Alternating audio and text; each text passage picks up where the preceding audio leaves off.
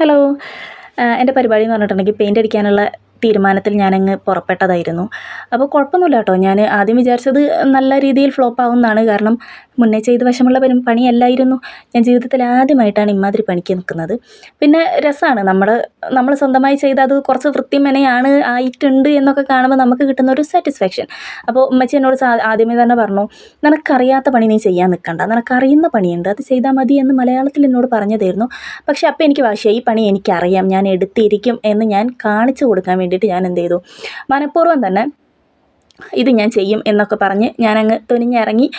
വൈകുന്നേരം വന്നപ്പോഴേക്കും അവർക്ക് സർപ്രൈസായി ഞാൻ ഒരു ഒന്നോ രണ്ടോ ചുമരറ്റ് ഞാൻ അടിച്ചിട്ടിട്ടുണ്ടായിരുന്നു. അപ്പോൾ ഞാൻ നോക്കിയപ്പോൾ കുഴപ്പമൊന്നുമില്ല, അടിപൊളിയായിട്ടുണ്ടല്ലോ എന്ന് വിചാരിച്ച് പിന്നെ ഞാൻ എന്ത് ചെയ്തു, അപ്പോൾ പിന്നെ എനിക്ക് കുറച്ച് ഇൻട്രസ്റ്റ് കയറി.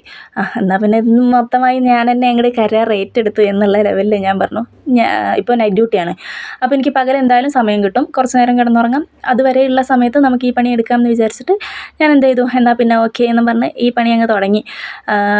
അപ്പോൾ കുഴപ്പമൊന്നും ഉണ്ടായിരുന്നില്ല. അടിപൊളിയായിട്ട് നമ്മുടെ പെയിൻ്റ് അടി അങ്ങോട്ട് ഓരോരോ ഭാഗങ്ങൾ ഞാൻ അങ്ങോട്ട് തീർക്കാൻ തീരുമാനിച്ചു കേട്ടോ. ഒരു രസം, നമ്മൾ സ്വന്തമായിട്ട് ചെയ്ത് ഒരു എന്തൊക്കെയോ ഒരു സാറ്റിസ്ഫാക്ഷൻ പോലെ. അപ്പോൾ ഒന്നും നോക്കിയില്ല, ഞാൻ അതങ്ങോട്ട് അടിപൊളിയായി വൃത്തിയായി വെടിപ്പായി അങ്ങോട്ട് ചെയ്തു എന്നെ കൊണ്ട് പറ്റും പോലെ.